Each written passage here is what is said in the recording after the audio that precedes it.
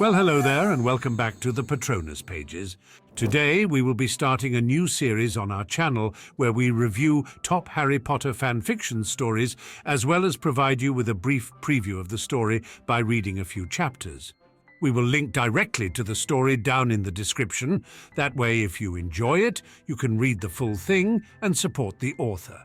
Now, let's dive right in. For this week, I chose to read The Changeling by Anna B. The Changeling, a Harry Potter fanfiction by Anna B., offers a compelling and richly detailed alternate take on the iconic series. First published in 2011 and completed in 2017, this ambitious narrative spans 180,000 words over 11 chapters and has garnered significant attention with over 300,000 hits and 1,909 comments. Anurb crafts a world where Ginny Weasley is sorted into Slytherin, providing a fresh perspective on the series' events and character dynamics. The author's writing is notably sophisticated, tackling complex themes with a mature lens that diverges from the original series' sometimes straightforward moral landscape. Anurb's version of Hogwarts retains the familiar backdrop, but reimagines the inter-house relationships, particularly critiquing the simplistic division between Slytherin and the other houses as portrayed in the canon. This fan fiction argues convincingly that elements like unity and collaboration across all houses are essential, particularly in times of conflict, a point underscored by Ginny's unique positioning within Slytherin. One of the standout features of The Changeling is its nuanced exploration of character relationships. The story delves into the psychological and moral complexities of its characters, particularly Ginny, whose development is painstakingly detailed. From her interactions in the parlor, a secret haven for ambitious Slytherin girls, to her complicated dynamics with characters like Snape and Harry, Ginny's journey is portrayed with depth and sensitivity. The parlor, though occasionally underexplored, serves as a symbol of the potential within Slytherin for positive, empowering relationships among women, a theme that resonates strongly but could have been further expanded upon. Critically, Anurb does not shy away from the darker implications of war and the personal battles each character faces. The narrative eschews overt discussions of sexuality, focusing instead on the character's broader emotional and ethical development. This subtle approach allows for a mature exploration of themes like loyalty, bravery, and moral ambiguity without the need for sensationalism. Anurb's portrayal of existing canon characters is widely praised for its authenticity. Characters like Luna, Neville, and Draco are not just accurately depicted, but are given new dimensions that fit seamlessly into this altered universe. The story also challenges some of the more frustrating aspects of the canon, such as Harry's sometimes narrow perspective, by providing him with a more nuanced understanding of Slytherin traits through his interactions with a Slytherin Ginny. Overall, The Changeling is a masterclass in fan fiction writing, blending familiar elements with bold new narratives. It appeals to both canon enthusiasts and those seeking a deeper, more mature exploration of the Harry Potter universe. While its narrative choices may not align perfectly with every fan's preferences, its intellectual approach and the high quality of its writing make it a standout work, likely to be enjoyed by mature readers looking for complexity and subtlety in their fan fiction. Okay, so now for the story. I present to you The Changeling by Anna B. Chapter 1, First Year. Slytherin. It feels for a moment as if the entire world has ended as the Sorting Hat's voice rings out through the great hall. Not even the heavy cloth down around Ginny's ears can muffle the sound of 4 horrified gasps, each familiar enough to her as to be distinguished merely by pattern of air. There must be some mistake, she thinks, once in confusion, and a second time more forcefully, as if compelling the hat to take it back. The hat doesn't deign a response. Professor McGonagall, not her head of house, sweeping it off her head in one brisk motion. Ginny perches uncertainly on the edge of the stool, McGonagall's steely eyes already moving to the next frightened 11-year-old. "Miss Weasley," she says crisply, "your table is on the end." Ginny glances at the dark sea of green and silver at the far end, the way the entire table seems tucked into the shadows of the edge of the hall. No way, this is a mistake. She turns her head to the Gryffindor table, meets the wide-eyed, horrified stares of her brothers, and stupidly waits for George to crow that it's just a joke. And wasn't it impressive that he could pull a prank this convoluted on her? He'd spent all summer making a fake hat. George just shares a glance with Fred, faces identical all the way to the pale shock of their cheeks. "Miss Weasley!" McGonagall repeats, her voice no longer sharp. There's a buzz of sound building in the room, people turning and whispering to each other as Ginny refuses to give up her seat. "Move!" she orders her frozen limbs. "Just get up and move!"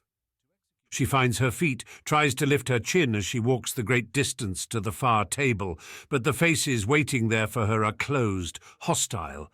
They whisper behind their hands as she approaches. She perches on the very end of the table and doesn't let her hands tremble. Much. She doesn't remember much of the feast after that.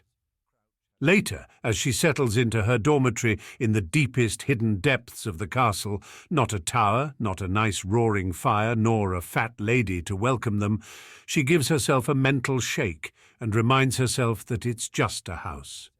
She reminds herself of this again when the girl in the next bunk turns her nose up at Ginny's second-hand things and the other girls follow suit.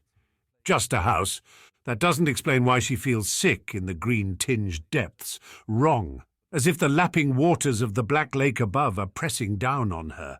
She tugs the curtains tightly closed around her bed and tries not to hear the voices of the other girls. She lies in her bed that first night, staring at the delicate silver embroidery wrapping around her bed. The beasts and dragons seem to swirl and move, creeping in on her in the dark. She firmly keeps her imagination in check, teeth biting down in the inside of her lip. She's never been afraid of the dark, and she isn't going to start now. When the other girls fall quiet, their rhythmic breathing filling the chamber, Ginny shoves back her covers and lifts open her trunk at the foot of the bed. On top is a red and gold scarf knitted by her mother. Ginny grabs it and shoves it down into the deepest recesses of the trunk. It's down there at the very bottom that she finds an unfamiliar book. Pulling it out, she sees that it is a thin black diary, the cover made of smooth leather. She thinks this must have been a hidden gift from her mother like the scarf, only this one much more fitting. She blinks back tears and picks up the book, opening it to the first page. "Ginny Weasley," she writes carefully. She considers the words for a while before picking up her quill again.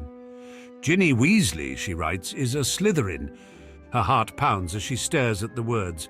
Splotches of ink drip from the quill where it hovers uncertainly over the page. No. Ginny scribbles across the damning words, quill slashing and obliterating. "Take it back, take it back, take it back," she writes beneath it, over and over again.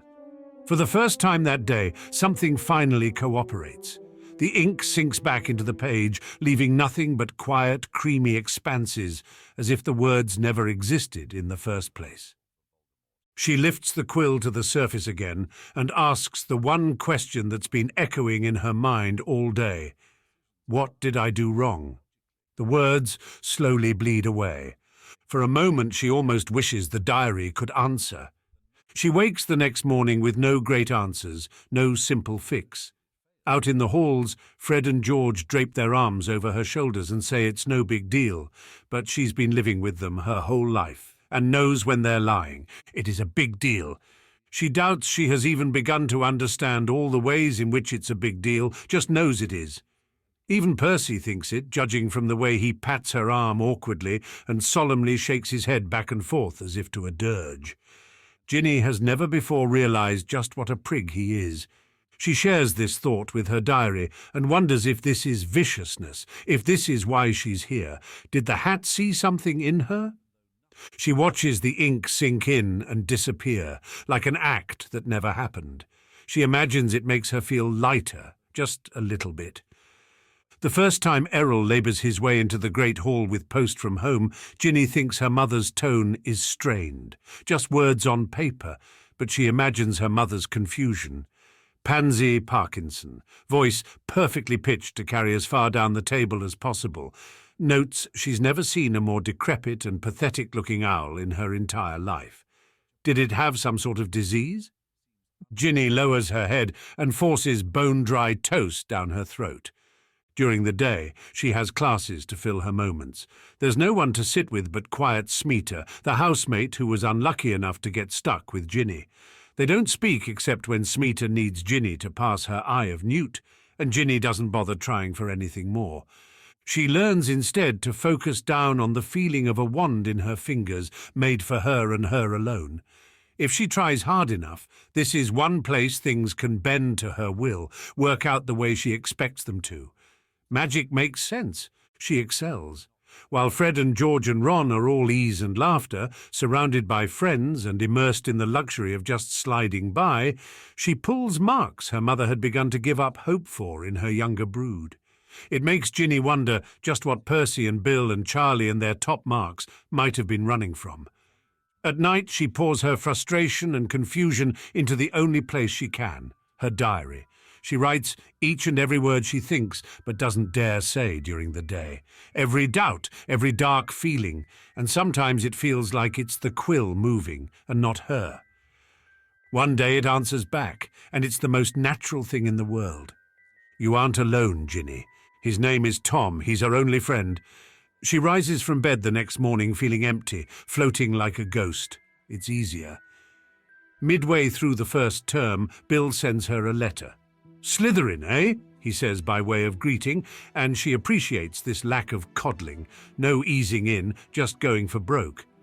"I went to Madame Puttyfoot's with a Slytherin girl in my 4th year. We had quite the snog." Her hands clench, paper crinkling in her fingers. It's no big deal. "Not that you should go around snogging feckless Gryffindors, certainly not until well after your 4th year. Ginny chokes back a laugh, the feeling foreign and forgotten, a smile threatening to crack her face in half from disuse. Mum liked to complain about it, but Bill has always spoken to her like an adult, someone things don't need to be hidden from. "I know everyone's telling you it's just a house, but I think it's more important that you remember you're a Weasley, and that's the one that matters." She sets the letter aside, folding it carefully and pressing it into the pages of her diary. The problem is that, red hair aside, she's beginning to doubt she's really a Weasley. The Weasleys have been in Gryffindor for 4 generations, after all, and the Prewets another 3. She begins to wonder if her mother made some sort of pact with a fairy to have her, the precious only daughter, and this is the unforeseen price. Maybe she's a changeling. She reads about it hidden in the back of the library at lunch, unable to face a table of strangers. Only the books tell her a changeling child should have untold strength, and she doesn't feel it. In the end, it's only Tom who understands. You don't need anyone else. She walks around with ink-stained fingers and learns to breathe through the airless moments, to keep walking when she wants to do nothing more than disappear. She could run home, leave this all behind, but she hasn't walked away from a challenge since she was 4 years old and broke into Bill's trunk to stow away to Hogwarts. This is her dream, being here. She just never imagined it like this. "Ginny?" Smeeta says once during potions, something almost like an inquiry, but when Ginny turns, the girl's face is all hard angles and disapproval. "She doesn't think you're worthy, but I do." Ginny feels her gut clench and thrusts the bowl of eviscerated flobberworms towards Smeeta. They finish the lesson in silence. When the blackouts begin, she feels a strange sort of relief. Waking up with blood on her fingers and no memory seems a fitting thing for a Slytherin. Isn't it? Only then people start getting hurt. What's going on? She scribbles in the pages. What is happening to me? Tom always has the answer. You're stronger than you know, Ginny. By the time she begins to suspect, to work it all out in her increasingly fuzzy mind, there's no one to tell. She approaches Ron once, the brother who won't even meet her eye anymore, but it's Harry who actually notices her. "Ginny?" he asks, his flitting attention all too quickly distracted as he frowns at a group of Hufflepuffs deliberately crossing the hall so as not to walk too close to the supposed heir of Slytherin. If only they knew. She can't tell if she wants to laugh or throw up. In the end, she says nothing, not wanting to see the blame there in Harry's eyes. The sense of, I knew it. Slytherin. She shakes her head and walks away with the diary burning against her thigh. When Tom takes her down to the deepest dark spaces of Hogwarts, she thinks maybe she'll just be able to disappear, judging by the way her body seems to melt into the stone. Only that isn't what she's here for. She realizes all too late. She isn't here for punishment. She's bait. He'll come. Ginny has her doubts. She lies, more dead than alive it seems, lies there and watches Tom try to rewrite the past, future, present, does absolutely nothing to stop it. Maybe if she'd been a Gryffindor she would have been able to. She's still surprised to wake up and find Harry there. There was a time that might have meant everything to her. He's injured, nearly died for her, even as life begins to rush back into her flesh, not pins and needles, but knives and mallets. There's no point in stopping the tears, the pints and pints she's been collecting all year long. "It's all right," Harry says, patting her shoulder awkwardly, clearly more comfortable with basilisks and evil wizards than hopeless little girls. "Riddle's gone. What does that fix, really?" She stares down at the ruined diary, bleeding ink across his lap. Her words, her secrets, blurred and tarnished as they ooze out on the floor.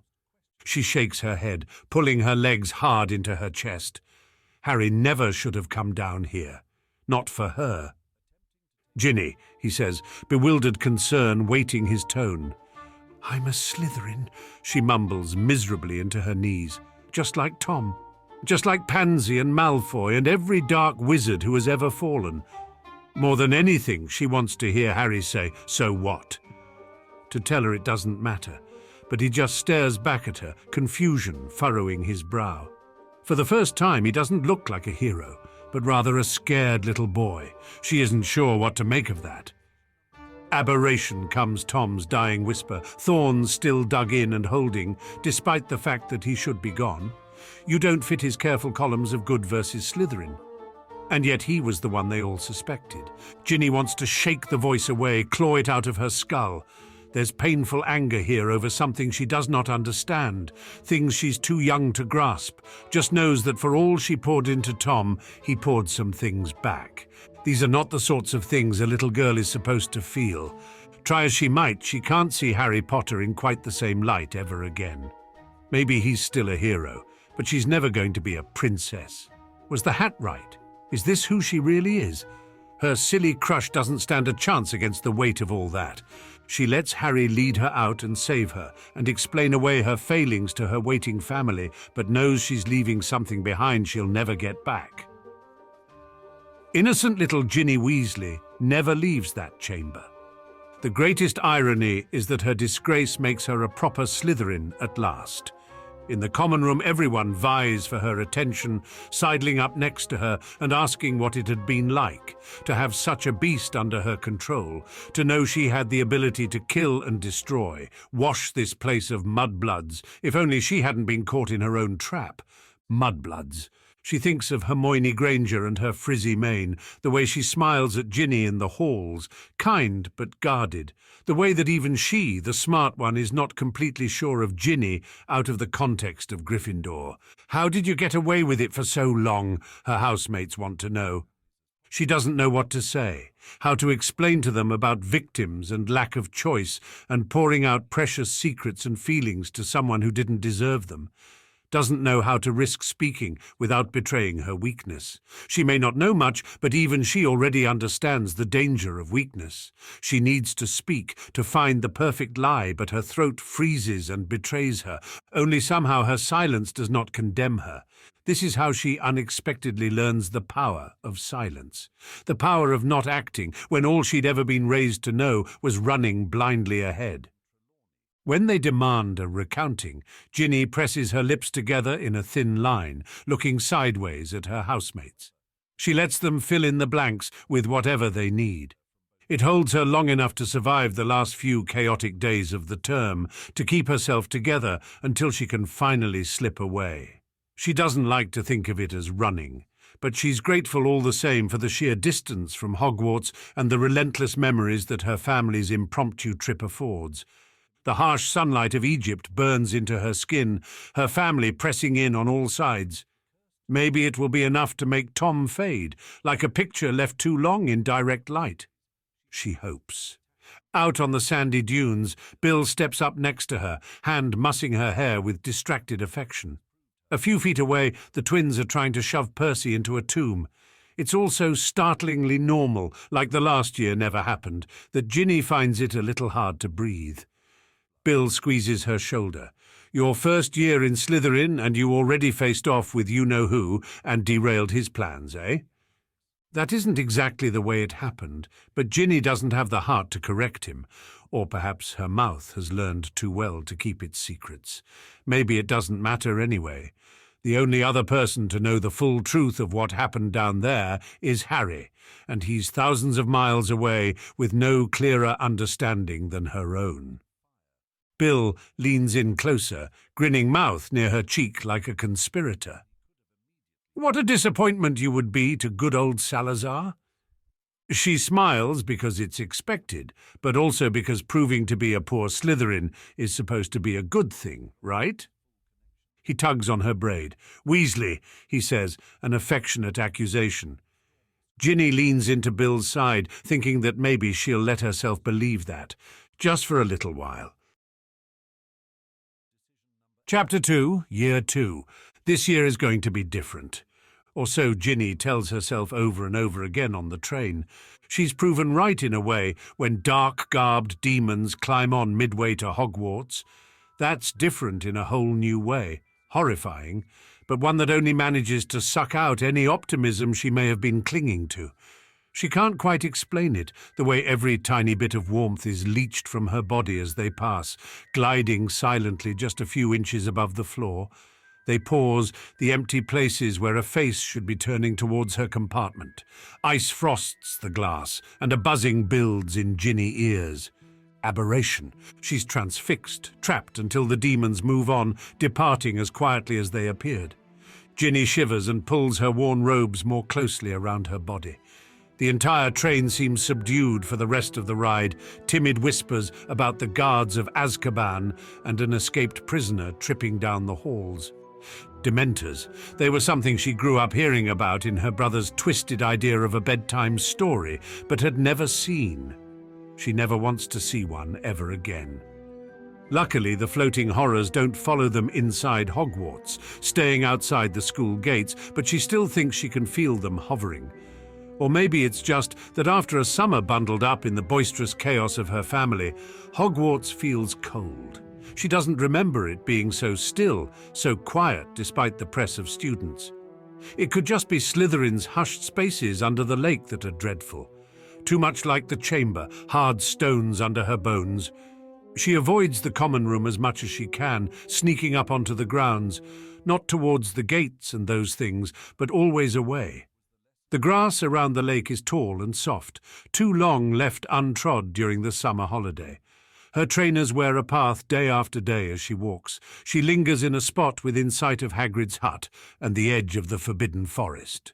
Sometimes she wonders about the things hiding in there. Mostly she just stands on the edge of that hill and stares.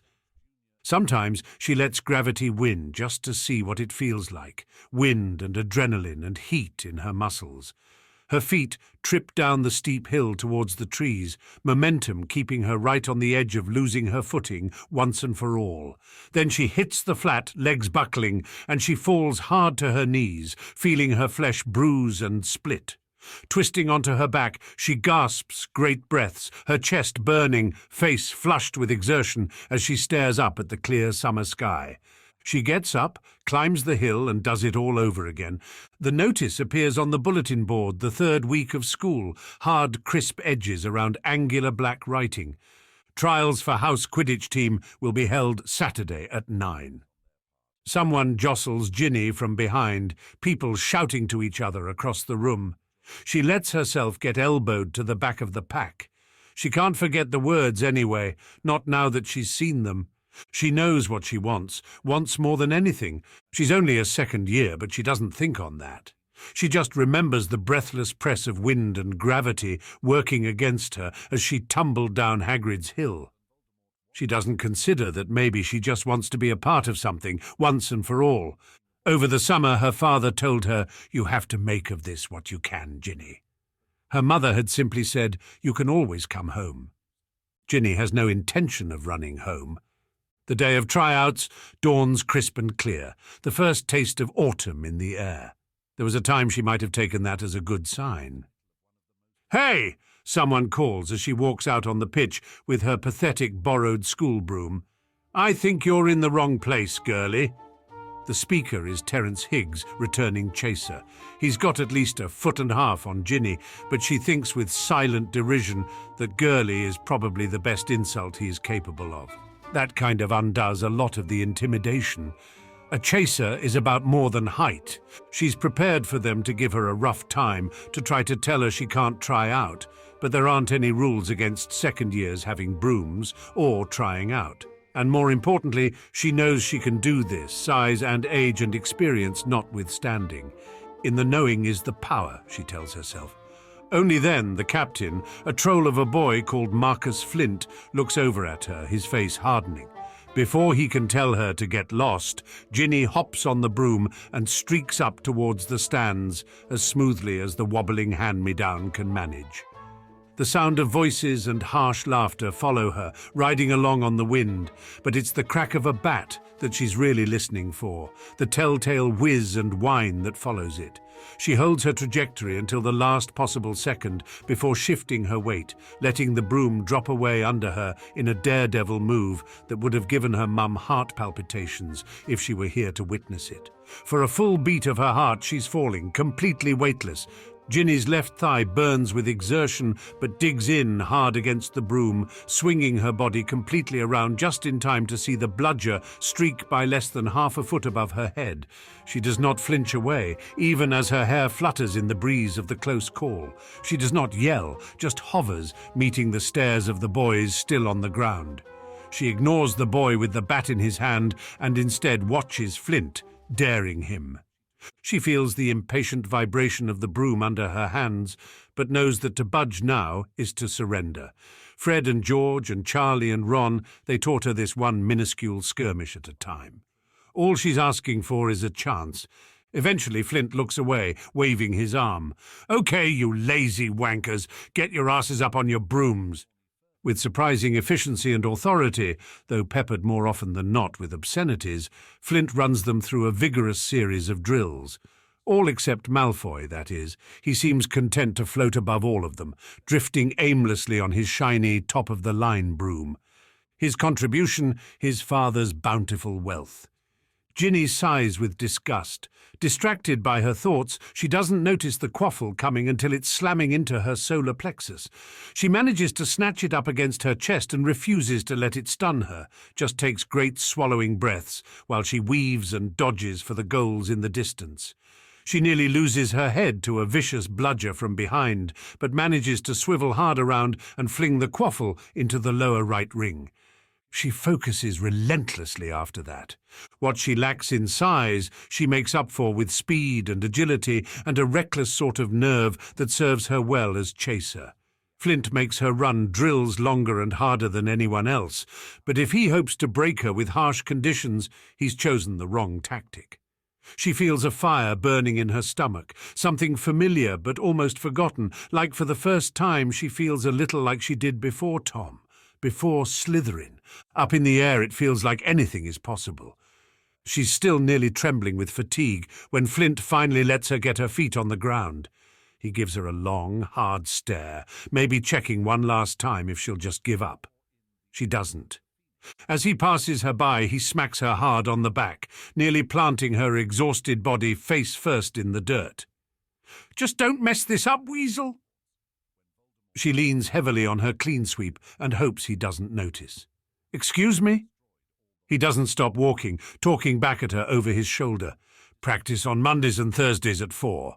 He points to a shiny, only slightly used Nimbus 2001 leaning against a wall.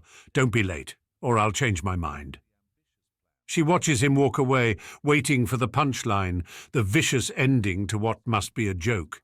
The pitch is dead silent, though, and she's all alone. It's the arrival of the Ravenclaw team that finally pushes her to exchange the clean sweep for the smooth handle of the Nimbus. It seems to hum against her skin in recognition. She's on the team. She gives herself one long moment to revel in it. She will have all night to scrutinize every last inch of the broom in her hands. For now she simply imagines the looks on her brothers' faces. Then she takes a measured breath, props the broom up on her shoulder, and reminds herself that she still has a lot to prove. She smiles just a little as she walks back up to the castle. Her hand rubs across her stomach. She's not sinking quietly into the stones this time. Never again. Word travels fast through the ranks, little Ginny Weasley stealing her way onto the Quidditch team. Her housemates size her up in the common room.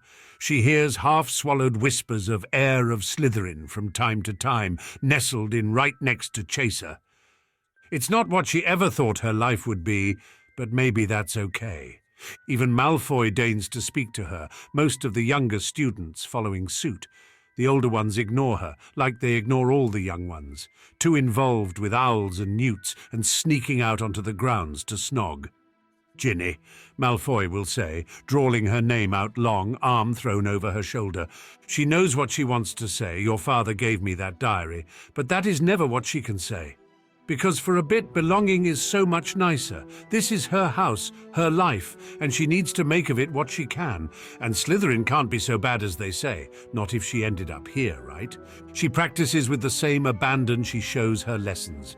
Given something to focus on, she refuses to do anything less. She will not give Flint a single moment to regret his decision. He just ends every practice with a slap to her back and a warning not to screw up. She grows to appreciate the predictability of it.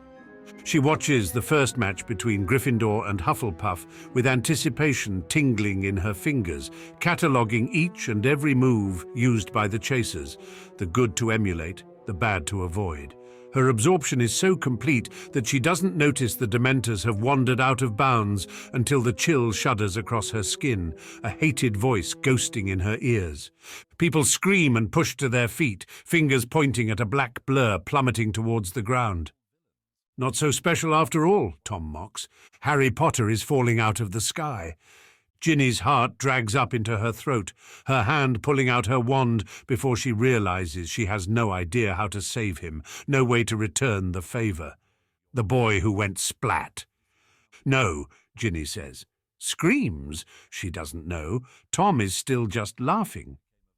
Then Dumbledore is there, face pale and furious, and energy crackling from his entire body like a silver explosion that forces the Dementors back. Harry hits the ground a fraction of a moment later with barely a sound, as if the entire world's been turned into soft, downy pillows. Ginny's knees buckle, dumping her back on her seat. If she were more fanciful, she might have taken that as a sign of things to come. But she's not. Her heart gradually settles back where it is meant to be, her pulse calm. 3 days later, she's able to climb onto her broom with no more trepidation than before. She forces herself to forget all over again that sometimes gravity wins. They win their first match. Sure, Ravenclaw is nothing to worry about really, but Ginny scores 7 goals, even after getting her shoulder grazed by a bludger 2 minutes into the game. If she gave herself a moment to think about it, she might wonder at the accuracy of that bludger coming from the wrong end of the field. Only she doesn't, because her team is smiling at her and reliving their greatest moments from the match as they stream back up to the castle in one huge group. It feels like maybe she's actually a part of something for the first time since she came here. She thinks they may finally accept her, now that she's proven what she can do. She's never felt quite so alive as she did on that broom, screaming crowds on all sides. The common room is loud and boisterous, and somehow warmer that night.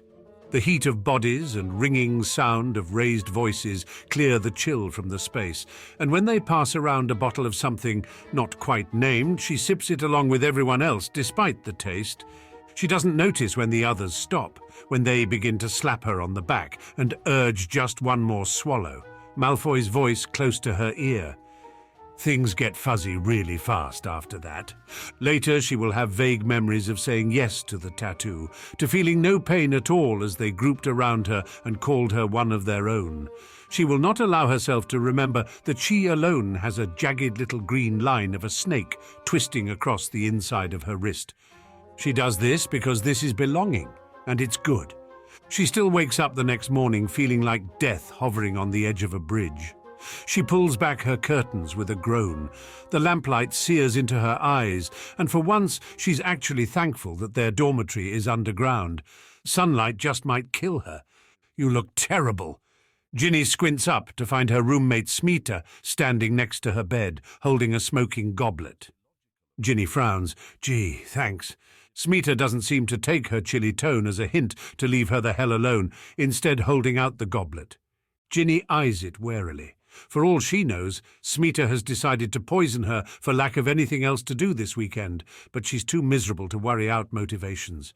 Reaching for the goblet, she takes a hesitant sip. It burns down her throat, bringing tears to her eyes, but before she can yell in protest, it settles in her stomach like a warm golden glow pulsing through her body.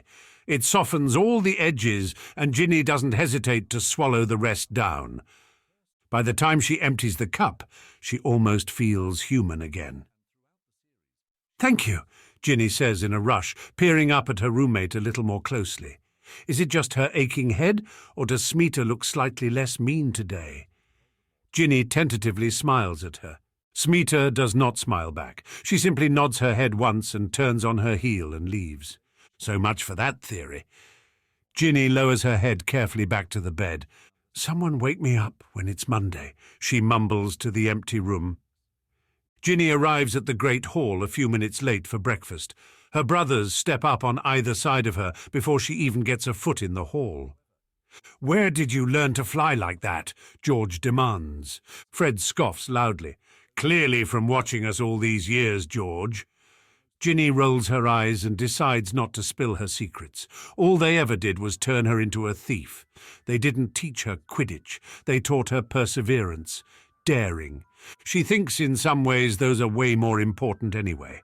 Shaking her brothers off at the Gryffindor table, she crosses the room to her own table. "Morning, Six," Bletchley says, nodding to her. "How's the head?" Ginny gives him a wry smile, feeling her cheeks flush. "Still attached? Barely?" They all laugh, Flint tossing her a piece of toast. Ginny smiles wider and reaches for the pumpkin juice. After breakfast, Malfoy walks out of the hall with her, Pansy and Goyle and Crabbe, silent sentinels on either side. Malfoy is still single-mindedly reliving their victory. "Did you see the way I grabbed that snitch from under his nose?" he says, arm reaching out as if to reenact the play. That's not exactly the way it happened, but Ginny smiles nonetheless, tucking her books into her chest and nodding along. She's one of them now, really and truly. And being one of them means having people to walk with in the halls and sit with at meals. And after classes every day, she has a shiny, expensive, amazing broom to ride, one she knows her brothers are jealous of, down to the bone. It's more than she ever could have hoped. Still, when she passes a poster of Sirius Black in the halls one day, she finds herself staring at him screaming out silently from a tattered page. She wonders what it was, that final straw that made him break, that made him kill. A year ago, she would have looked away, unable to face it. Now she's mesmerized and doesn't know why, but none of that really matters because she has Quidditch. It emboldens her. The cold fingers of air in her hair, gravity pulling and fighting for control of her flesh. She is its master. She doesn't believe in the fall, only the climb. She and Smita even talk sometimes now about more than simple potion ingredient requests. It's nice is enough. She's tired of being alone. Laughing along with Malfoy and his friends as they walk in the halls, Ginny keeps her eyes straight ahead when she passes a poster of Sirius Black. She knows what she's doing. She's climbing down into the common room after a potions lesson when she hears familiar voices floating up the stairs.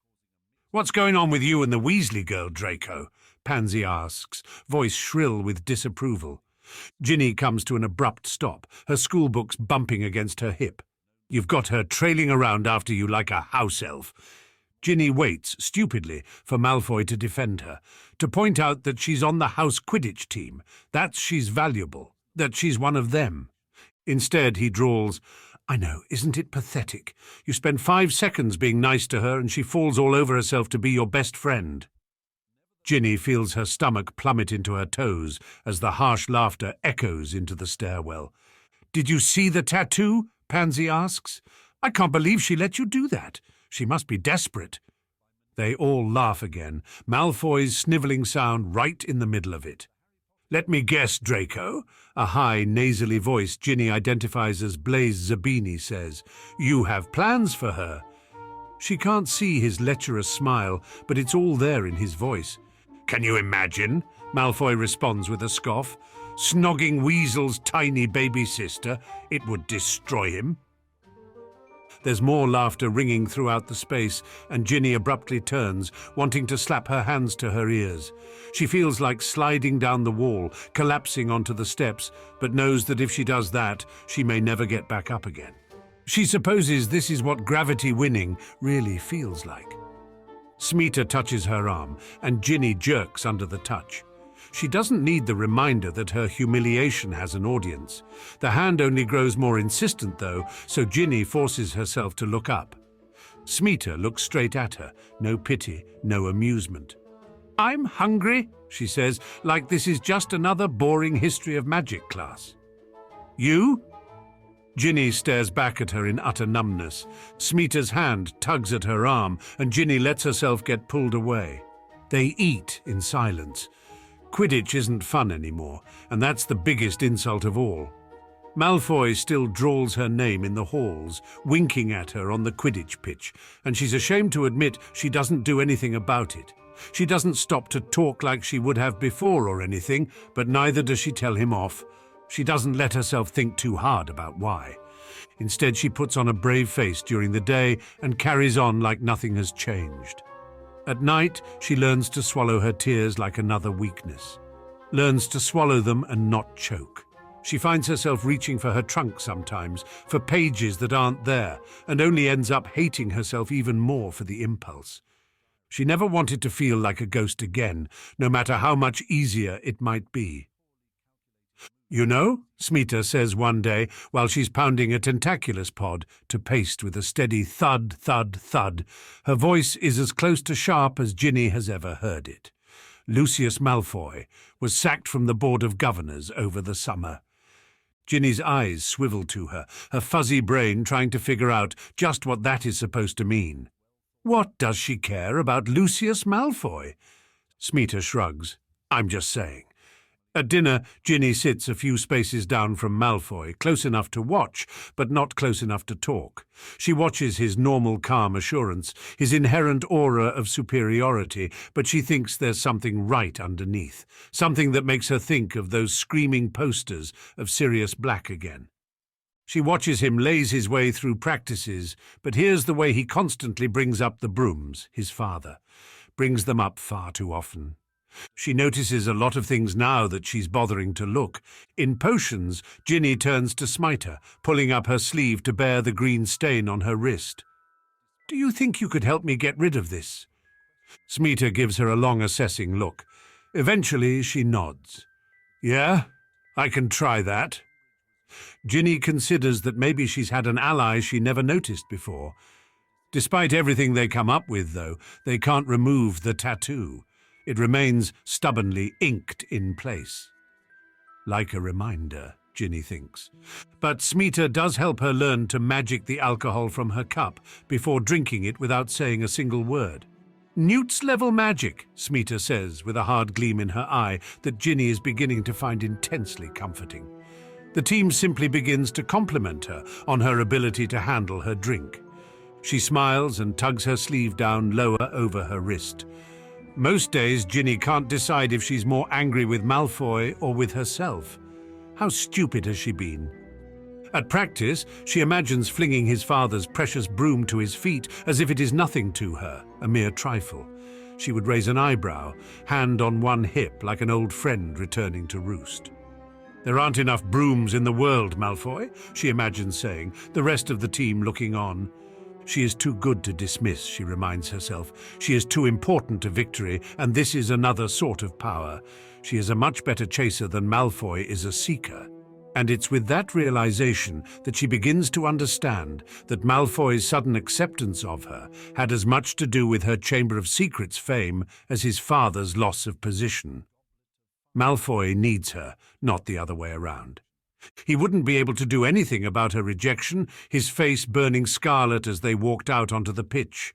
She closes her eyes and imagines it with triumphant clarity. Only she doesn't do any of those things.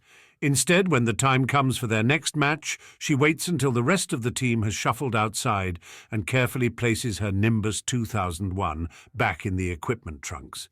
There is a sharp little pain in her chest as she lets the shiny, smooth handle go, but she forgets it quickly as she plucks up an old familiar clean sweep, the wood rough under her palm. This weightlessness she feels has nothing to do with broom make.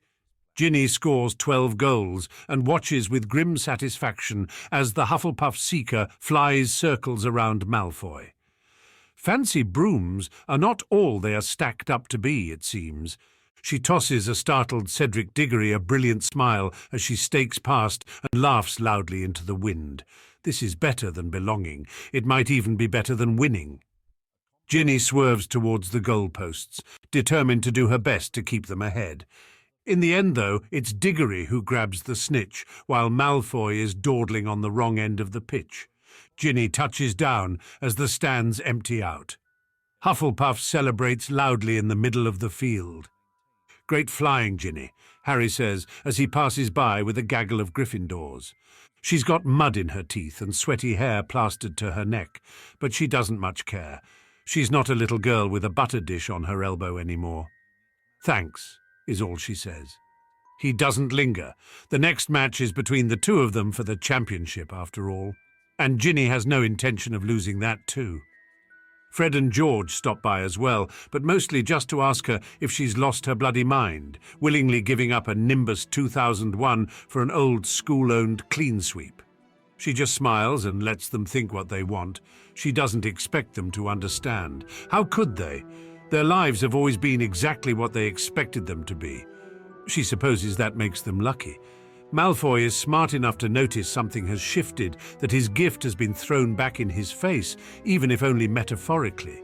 But as she suspected, he can't do anything about it. Not when he'd failed to catch the snitch, and she'd nearly single-handedly made up the difference.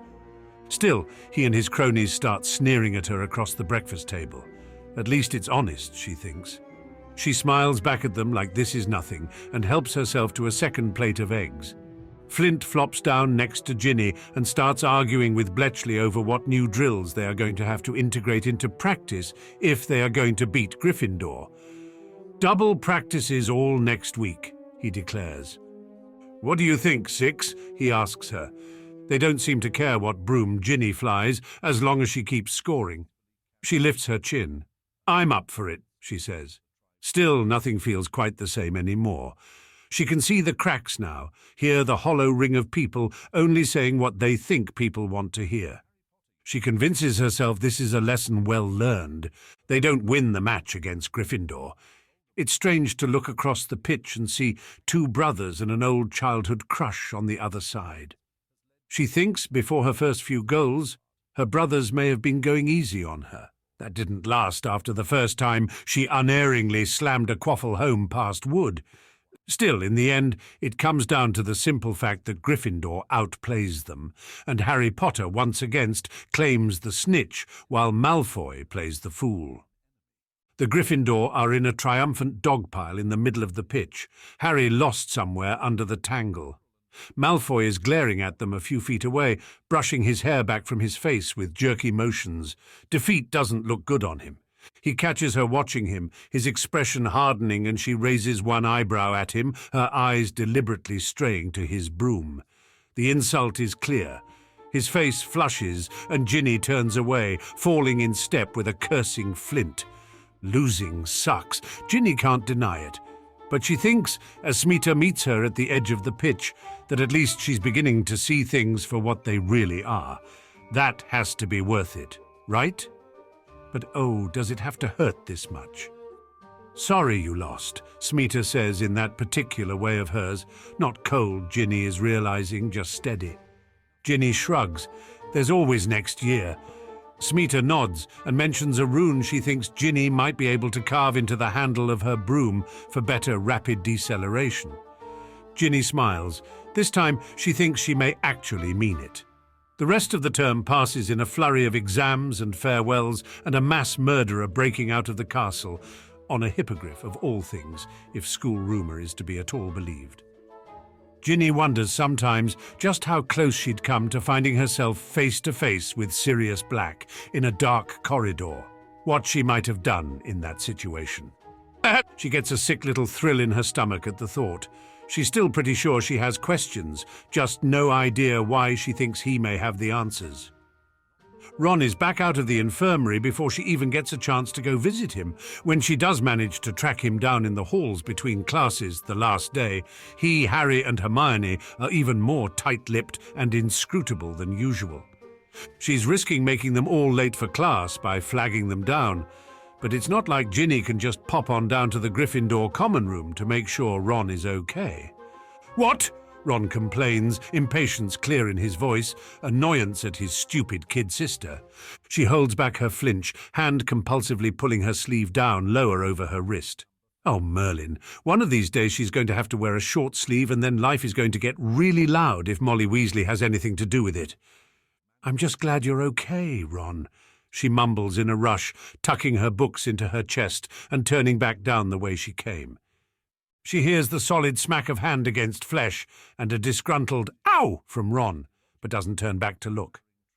Ginny spends the train ride to London sitting next to Smeeta. A few first-year Slytherin girls sit across from them, their eyes nervous as they goad each other with silent communication. Clearly they are here on a dare of some sort. The bold one of the group finally manages to speak about an hour into the trip, and Ginny braces herself for inquiries about Malfoy, about the chamber, about her stupid Gryffindor brothers. "You're the first girl on the Slytherin Quidditch team in over a decade," the girl says in a rush. Ginny frowns. Really? She hadn't actually even noticed.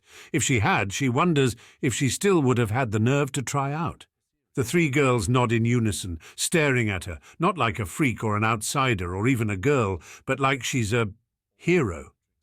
"Well," Ginny says, swallowing against the discomfort rising in her throat, "it's probably about time that changed then." "Yes," the bold one says with a glimmer in her eye that Ginny recognizes all too well. Next to her, Smeeta's shoulder casually bumps against hers. "Hey," she says, nodding towards the passing trolley, the tiniest hint of something that only on Smeeta would be considered a smile. "I'm hungry. You?" Ginny bites the inside of her lip. "Yeah," she agrees. "Me too." The rest of the trip does not pass in silence. Maybe, Ginny thinks, this is what belonging is really supposed to feel like. Back at the burrow, Ginny kneels on the edge of her mother's garden. The sun is warm on the back of her neck, her hands cool in the dark soil. A shadow falls over her, and she looks up to see Ron standing over her. She lifts an eyebrow, surprised to see him. Of all her family, it's always been with him that she feels the greatest tension, the greatest distance, like he can't quite bring himself to forgive her for the treasonous act of being sorted a Slytherin. But now, in the summer sun, he kneels next to her in the dirt and says, "How are you, Gin?" in a soft, confused voice that makes her ache in unexpected places. He may not be the most emotionally enlightened boy in the world, but he's the sort to always rectify things when he finally figures it out, no matter how much it costs. "I'm good," she says, partly because she believes it will be true someday, and partly because she knows this is what he needs to hear. Ron nods, yanking up a marigold in his distraction. The tension hasn't quite left his shoulders yet. He hasn't talked much about what happened that day he broke his leg, the day Sirius Black escaped from Hogwarts, no matter how much Fred and George harass him for details. She has some ideas, though, what that might have been like. "I'm sorry about Scabbers," she says. Ron's face blanches, but it's not grief, rather something a bit like disgust. He recovers after a moment, clearing his throat. Yeah, well, he was old. She's long since learned to see through his bluster to the affection hidden underneath, a little sister's prerogative. But this is something different than indifference towards a careworn hand-me-down. She stops him from mangling another of their mum's beloved marigolds. "Ron?" He looks at her, blinking slightly as if surprised to still see her there. He grimaces, shaking his head. It's strange the way things aren't always what they seem, innit? It's really the last thing she expects to hear from him, but so close to her own thoughts these days that she can't help the feeling of kinship. "Accept Malfoy," she says, "a peace offering of sorts. One thing they can agree on."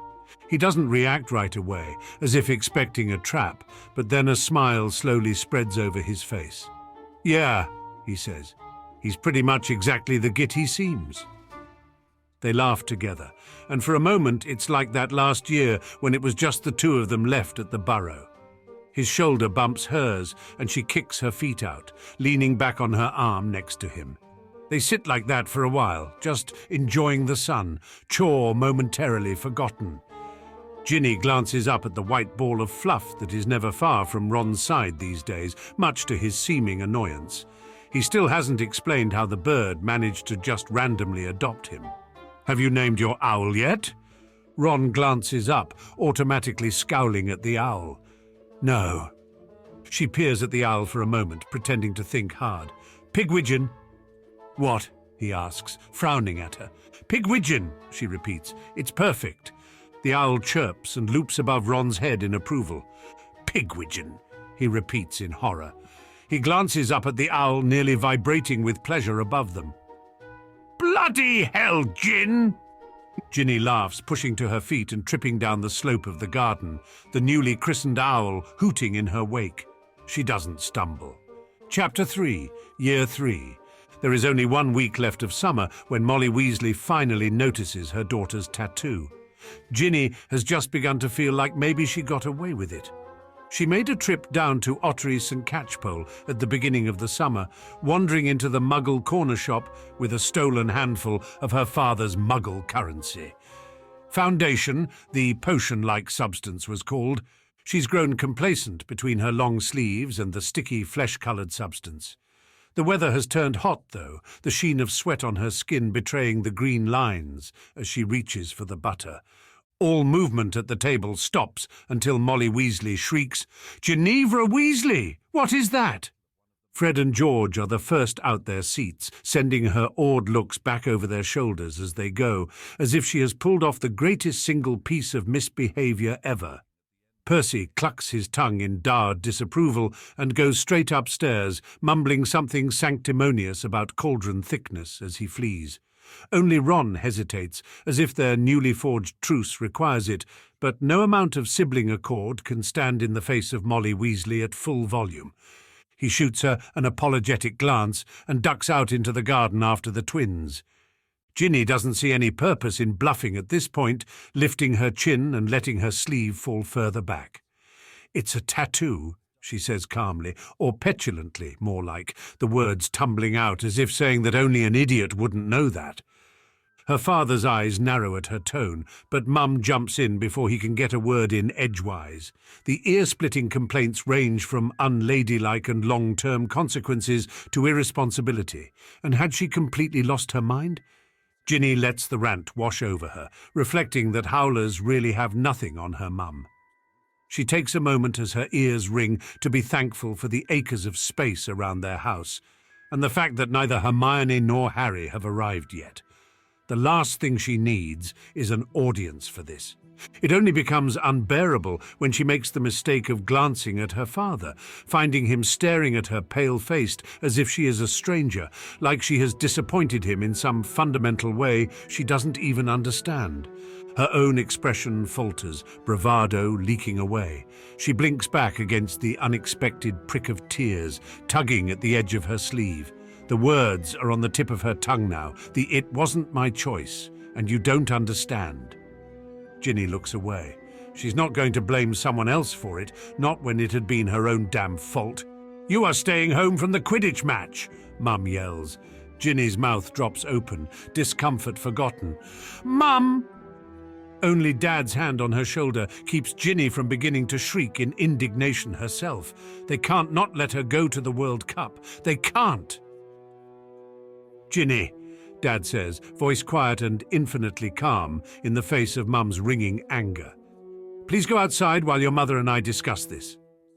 Ginny stomps outside, leaving her parents to discuss their most wayward child. With an irritated huff, she sinks down on the top step. Ron comes to stand next to her after a while, staring out over the pasture. "Who?" he asks. Ron may be stupid and clueless about a lot of things, but he's close enough in age to know that second years rarely come up with the idea of tattooing themselves on their own. Ginny folds her arms around her knees, pulling them tight into her chest.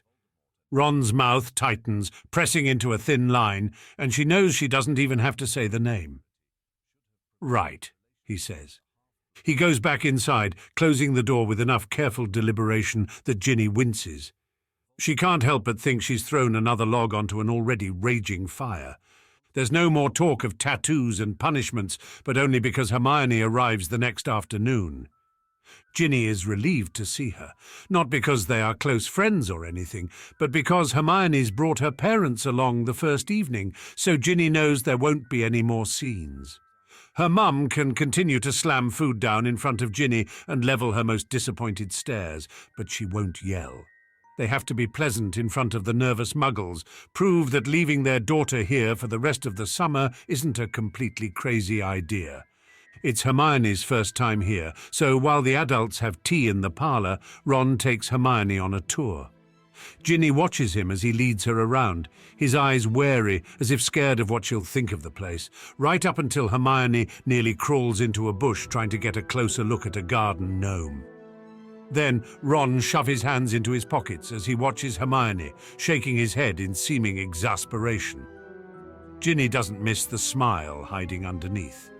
At dinner, Ginny ends up sitting next to Mr. Granger. In many ways, he looks exactly like she'd expect a muggle to. He's wearing a nice suit and button-up shirt that manages to not look anywhere near as fussy as Percy's ministry get-ups these days. He cuts his food into small, even pieces and chews thoughtfully, even when he's trying to pretend he hasn't seen Mum float more rolls over from the pantry. Ginny would expect her father to keep Mr. Granger busy with an endless litany of embarrassing questions, but tonight he's oddly quiet, enough so that Mr. Granger looks a little lonely with only his plate to entertain him. Ginny takes a careful sip of water and asks Mr. Granger what exactly a dentist is. Mr. Granger smiles and explains his job in simple terms, not like she's stupid, but more like he's gratified by her curiosity. He tries to make a joke that goes way over her head, though, to judge from Hermione's expression, it probably wouldn't be funny even if it hadn't. Ginny smiles anyway, noticing the way Mrs. Granger looks at her husband with exasperated affection, something she's seen on her mother's face her entire life. Ginny decides that Mr. Granger is probably a pretty good father. When it's time to clear the table, Ginny takes Mr. Granger's plate, finding Dad watching her as she does. Later that evening, he pokes his head in Ginny's room as she and Hermione are going to bed. "Do you have everything you need, girls?" "Yes," Hermione says. "Thank you, Mr. Weasley." Dad smiles at her, patting the foot of the camp bed a bit awkwardly before moving over to Ginny's bedside. His fingers fiddle with her covers, and Ginny wants to remind him that he hasn't tucked her in for years, but lets him do it all the same. He sits on the edge of her bed and lowers his voice. "Your mother and I decided that you can still go to the match." Ginny's heart leaps up into her throat. "Thank you," she says, throwing herself at him and hugging him. "Thank you, thank you." His arms tighten around her. Ginny Weasley is at the World Cup, watching the final match between Bulgaria and Ireland. It's the most exciting thing that has ever happened to her. She supposes there was a time she would have thought first laying eyes on the famous Harry Potter was more exciting, but she's not quite that young and silly anymore. And besides, he's standing next to her, gaping around at the stadium with as much awe as she feels. She never thought she could be lucky enough to see the Quidditch match to end all Quidditch matches in person. Bill and Charlie are no doubt still green with envy, stuck as they are abroad. They were even more jealous when they heard their seats are in the top box along with the ministers. This is the part Percy seems to care the most about. Quidditch, a mere afterthought. Ginny can't help but think that Charlie would have appreciated it all so much more. As for Ginny, she would have been content to sit on the grass far, far below and break her neck trying to squint up at the distant players streaking above. Anything just to be near this match and these players. The box and its illustrious inhabitants are more distraction than bonus. "It's bigger than the bloody burrow," Ron mutters, tinkering with the set of omnioculars Harry bought him. "I imagine most things are," a snide voice remarks. It seems they are to have company in the top box. Ron, Harry and Hermione turn on the newly arrived Draco Malfoy almost as a unit, and it's hard to say which face betrays the greatest amount of animosity among the four of them. Draco hasn't come alone, however, his parents a few steps behind. Ginny feels her body go cold. Lucius Malfoy's eyes sweep across them, not lingering on Ginny as he makes some snide remark to her father that she can't quite make out over the buzzing building in her ears. When Mr. Malfoy does turn his attention away from her dad, it's only to stare at Hermione like she's a bug, a disgusting smell he just walked past. Mudblood. Ginny flinches, but Hermione holds firm, refusing to look away from the frank stare Mr. Malfoy is giving her. Ron and Harry have already tensed, ready to jump into the fray, but it's Ginny who finds herself shuffling closer to Hermione as if to shield her somehow, like she could do anything against a full-grown wizard and an evil one at that. She really accomplishes nothing more than drawing attention to herself. Mr. Malfoy's eyes land on her like he's only just noticed her, like it even takes him a minute to figure out who she is. She is nothing to him, less than that. It's a painful realization, this evidence of just how casually he condemned her to Tom Riddle's ceaseless whisper years before, without giving her a second thought. "Ah, yes," he says, eyes glacial. "The youngest Weasley. You play Quidditch with Draco, if I recall." He glances up at her father, in Slytherin. His lips curl as if this fact fundamentally proves something. Ginny wonders if it does. Her dad's hand presses down on her shoulder, warm and comforting. "We're very proud of her," he says, an edge of fierceness under his calm tone. "She's said to be the best player on her team, despite her age." Draco flushes, his father's lips pulling back from his teeth with distaste. She wonders if he is more pained by the slight to his son or the fact that he can't really defend his woeful Quidditch skills. Harry unexpectedly pipes in. "She's brilliant," he agrees, though it's probably more a dig at Draco than a compliment to her. Ludo Bagman blunders in then, before things can become more tense, his glistening, childlike face split wide with excitement. "Let's get the match started," he says with a clap of his hands. Ginny turns and blindly heads for the front of the box, leaning hard against the railing. Staring down over the writhing crowd, she lets the swoop of vertigo shake the crawling itch of the Malfoy's presence off her skin. "Ginny?" Hermione asks, appearing next to her and looking for all the world as if there aren't people who hate her standing a few feet away. Ginny wants to know how she can do that. "Here come the mascots," Ron shouts, pointing. In the rush to get the best view, Ginny ends up wedged in between Harry and Hermione, enveloped in the group. It feels surprisingly nice. Once the match starts, the noise of the crowd is deafening, even in the top box. Ginny forgets Malfoy's glare boring into her back in the face of the glitter and energy and soaring excitement of the two best Quidditch teams in the world squaring off against each other. She won't let them ruin this. The Bulgarian seeker drops in a dive unlike anything she has ever seen before, and she and Harry are plastered up to the rail side by side, knuckles white. "Did you see that?" she shrieks. Harry lets out a whoop. "I know, that was amazing." His shoulder remains pressed against her the rest of the game, the hum of excitement from his body like the feel of a broom under her palms. Hermione occasionally grabs Ginny's other arm, tugging on it with an excited squeal. Ginny bounces on her toes and lets out a shout as Moran swoops and feints, sliding the quaffle home with an aching sort of grace. Yes, Ginny thinks, one day this will be me. The moment the match ends, everything becomes a blur of Quidditch stars and trophies and celebrations. They talk it out for hours after, just how Crumb pulled off that move, how he had been brave enough to end the game on his own terms.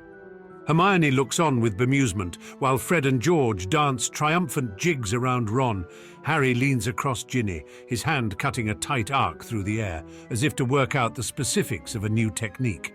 He half trips over a root in his eagerness, and Ginny laughs as she grabs his arm to steady him. "You may need to work on that one," she comments. Harry shoots her a sheepish grin and joins in with Fred and George's mocking serenade of Ron. Leaning her head back to look at the stars, Ginny thinks this must be one of those perfect moments that should be bottled up in a little glass jar and kept forever. Too perfect.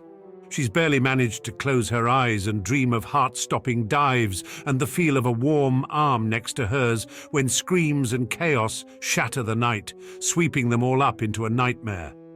Wedged between Fred and George in the pitch black, Ginny feels just how small she is, the sweep of panicked crowds on either side as the faceless wizards torture the muggles like a little kid pulling the legs off a spider.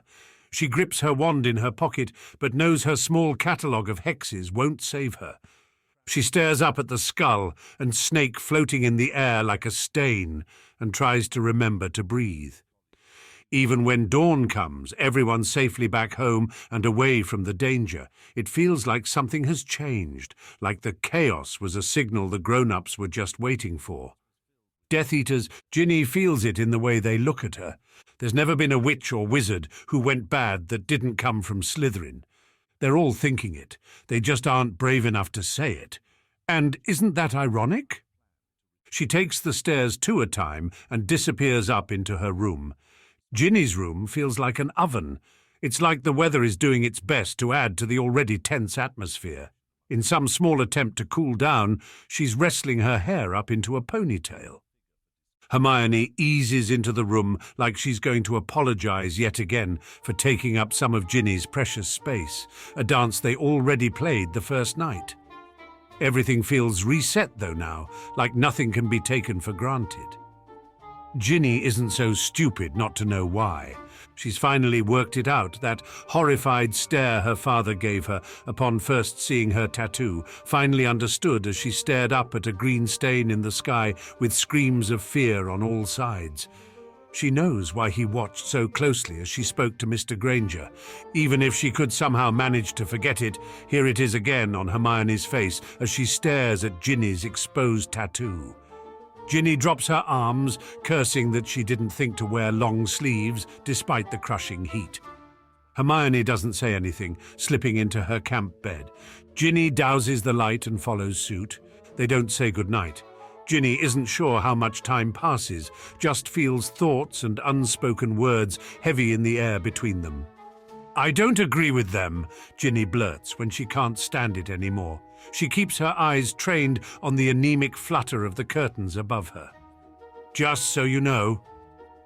Hermione doesn't ask what she doesn't agree with, or even whom. Slytherins? Death Eaters? Are they the same? Ginny's scared to look for differences and not find any. The memories of careless and cutting words are far too clear. Sticks and stones, she thinks. Hermione still hasn't said anything, and Ginny begins to hope that maybe she's asleep and they won't have to have this conversation. She chances a glance. Hermione's eyes are wide open as she stares at the ceiling, sweat plastering strands of hair to her forehead. "I didn't assume," Hermione starts to say. "I mean, it doesn't. Really, it's not." Ginny flinches with each unfinished, fractured thought. Hermione lets out a frustrated breath and swings her feet to the ground. "It's hot," she announces, like this is root of all the world's problems. Ginny feels the bizarre urge to laugh, biting down on a snide remark about the brilliant deduction. "Did you read about that in Hogwarts? A history?" Hermione gives Ginny a wry glance. Ginny has to remember that Hermione is perfectly familiar with the Weasley temperament. "I could braid your hair," Ginny says. Hermione looks surprised. "It would be cooler," Ginny explains.